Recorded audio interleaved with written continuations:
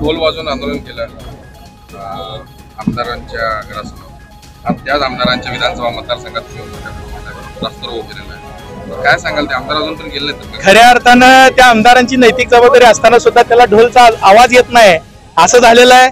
येणाऱ्या कालावधीमध्ये आम्ही आज रस्त्यावर आलो, येणाऱ्या कालावधीमध्ये असे जे काही महाराष्ट्रातले आमदार आहेत, या दक्षिण सोलापूरचे आमदार असतील किंवा महाराष्ट्रातले आमदार असतील, त्यांचं धनगर समाज त्यांना मताच्या द्वारे येणाऱ्या कालावधीमध्ये, त्याचबरोबर त्यांच्या विरोधामध्ये होणाऱ्या आंदोलनाच्या माध्यमातून त्यांना धनगर समाजाचा या ठिकाणी गरज नाही का काय, धनगर समाजाच्या मतावर निवडून येऊन या ठिकाणी त्यांनी जाण्याची नैतिक जबाबदारी असताना सुद्धा गेले नाहीत.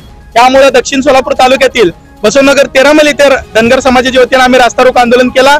येणाऱ्या कालावधीमध्ये जर येणाऱ्या कालावधीमध्ये सकारात्मक अशी चर्चा त्या आंदोलकाच्या माध्यमातून झाली, परंतु जर येणाऱ्या कालावधीमध्ये जर सरकार जर योग्य ते सर्वपरी जर निर्णय घेत नसेल, जर एसटी आरक्षणाची अंमलबजावणीचा निर्णय जर घेत नसेल, तर येणाऱ्या कालावधीमध्ये तीव्र स्वरूपामध्ये त्यामध्ये मंत्र्यांच्या गाड्या अडवून प्रसंगी त्यांच्या गाड्या देखील फोडली जातील, अशी समाजाच्या वतीने आम्ही तीव्र आंदोलनाचा इशारा देतो. आणि त्याची सर्व नैतिक जबाबदारी मुख्यमंत्री, उपमुख्यमंत्री, त्याचबरोबर आतापर्यंत ज्यांनी सत्ता भोगली त्या सर्वच जातीवादी सरकारची असेल ही ग्वाही देतो. आज तुम्ही बघू शकताय, एका ठिकाणी मुख्यमंत्री एका आंदोलनाला जरांगे पाटलांच्या आंदोलनाला त्या ठिकाणी भेट देतात, परंतु आमच्या धनगर समाजाचे युवक त्या ठिकाणी भेट देण्याची देखील नैतिक जबाबदारी पाडली जात नाही.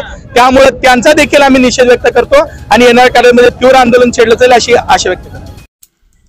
ताज्या घडामोडी पाहण्यासाठी आजच महाराष्ट्र सुखदेव न्यूज या यूट्यूब चॅनलला लाईक आणि सबस्क्राईब करा. ताज्या घडामोडी पाहण्यासाठी आजच महाराष्ट्र सुखदेव न्यूज या यूट्यूब चॅनलला लाईक आणि सबस्क्राईब करा.